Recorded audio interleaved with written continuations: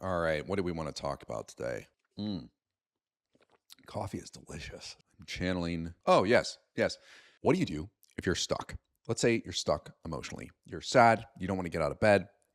You keep trying to motivate yourself, but nothing is working. Maybe you're stuck physically. You have weight to lose, or your health is failing in some way, and no matter what you seem to do, it's just not working. Or you're stuck relationally. You're stuck on TikTok, scrolling through a bunch of idiots telling you that one gender doesn't in fact like the other gender anymore, and we should all just be single the rest of our lives because that seems like the most healthy, mature option.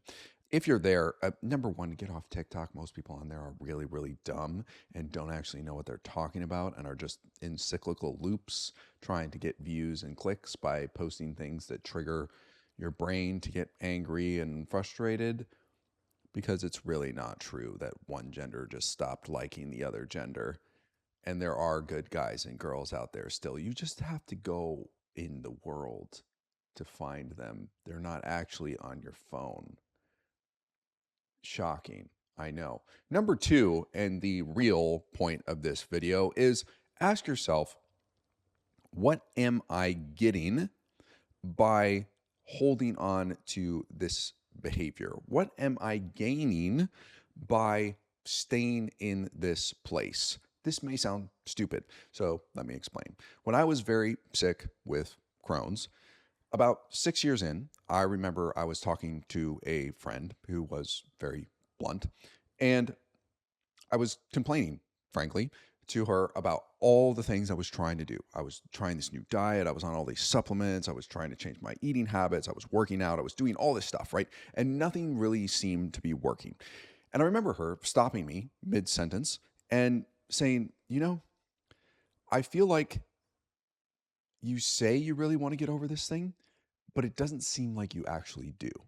Of course, I was furious because I was like, haven't you just been listening to me for the last 30 minutes? Don't you understand how hard this is? I have perfectly valid excuses, blah, blah, blah, blah, blah.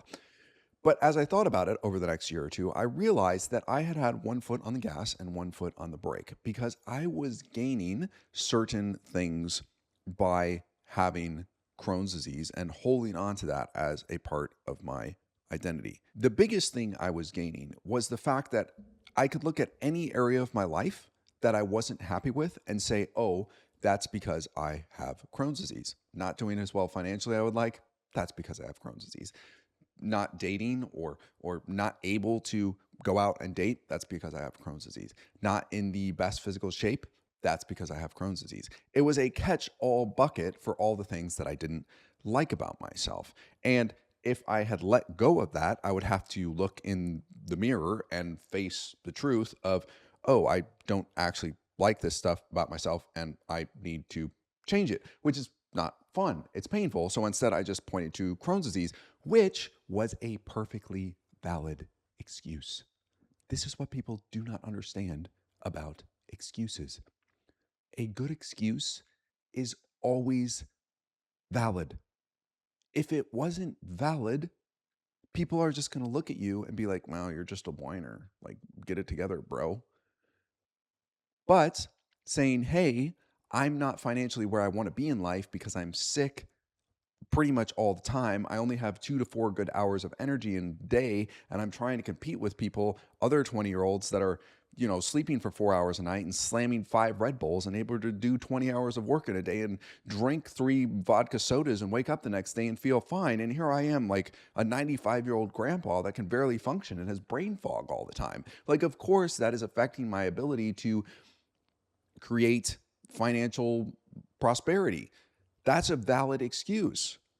Yeah, it's hard for me to go on dates because I have to plan beforehand because I can't really eat much. And then I can't eat much on the date because I have to be very selective of like what I'm eating. I can't go out for drinks because I couldn't drink at all. And I'm always terrified that, oh, maybe I'll have to sprint to the bathroom in the middle of the date. And that's going to be super awkward. And then I have to explain to this person like, oh, I have Crohn's disease. It was complicated, right? The excuses were valid. But I had to realize, okay, that's great. I have a valid excuse. But A, I'm holding on to this because I don't want to actually be honest with myself. So I'm doing all this effort in this one direction. And I'm also holding on to this as part of my identity because I'm afraid to let it go. Because this is my safety net. This is my safety blanket.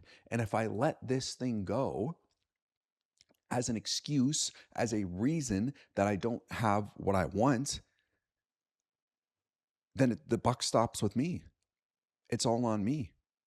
And yes, also, I had to be honest with myself. I'm not saying I became delusional. I just had to accept the fact, okay, I'm not where I want to be financially. And right now, yes, I am sick a lot. I do have Crohn's disease, and I can only work 2 to 4 hours a day, but I can get a lot done in 2 to 4 hours a day.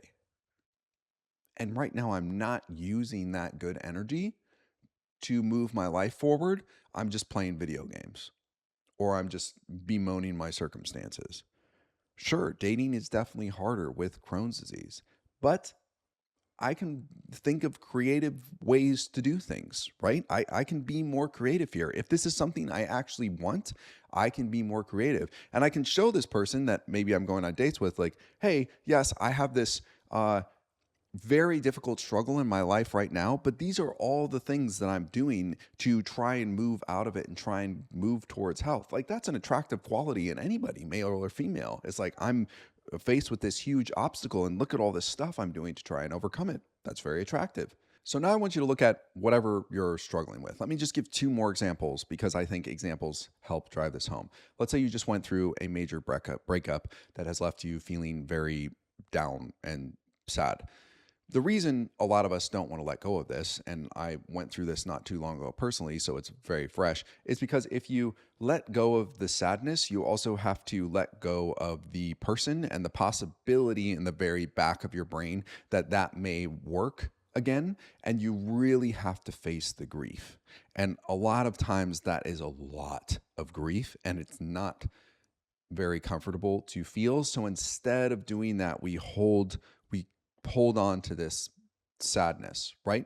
And with any emotional stuff, this stuff all takes time. Like this journey through Crohn's, through changing my identity around this took a couple of years. So this isn't really something that you just flip a switch and do. If you just went through a major breakup, you do have to feel and process, and you probably will be quite sad for some time. There's nothing wrong with you. Like, let yourself feel through this. I'm talking about somebody who has been stuck in that place for a extraordinary length of time, and they just can't seem to get themselves out of it. Like, you've gone through, maybe you've gone to therapy, you've healed through, you've sat with your emotions, you've journaled, you've done all this stuff, and you're still, it's like a year or two later, and you're still really just stuck on this person or this event that happened to you. There's probably something there that you're gaining. I've been a trainer for 10 years. I've worked with a lot of people in weight loss, and one of the pretty surprising things to me, but that makes a lot of sense, is a lot of people will run into a block around losing weight. They'll try and try and try. They'll run into a block because something happened in their childhood where they felt unsafe, and their defense mechanism almost was, I am just going to gain this weight and I'm afraid of losing it, because if I lose it, then society will deem me more attractive, and that is not safe. The attention on me that I'll gain from having lost that weight makes me feel uncomfortable, makes me feel too vulnerable. So if you have that operating in the back of your mind, like your brain's like, this is not safe to do, and over here you're doing as much as you possibly can to lose that weight, foot on the gas, foot on the brake, you're not going to get anywhere. You're going to self-sabotage, you're going to mess yourself up, and it's going to be very frustrating. So that is what I want you to do. Sit down, ask yourself, what am I gaining from holding on to this as part of my identity? And this could take a while to uncover. I would strongly recommend working with a therapist or a counselor or somebody who's trained in stuff like this that can help you work through and process this.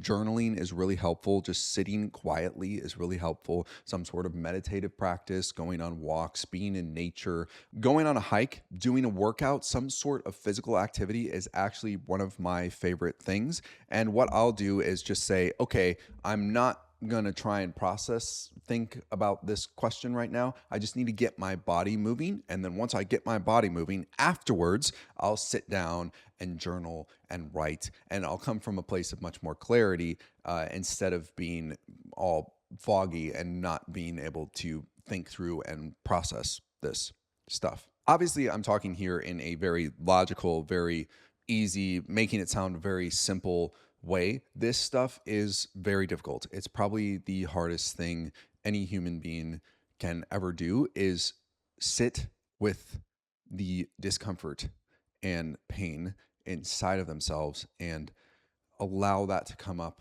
and unravel and release. That is not fun, but that stuff will run your life quite literally.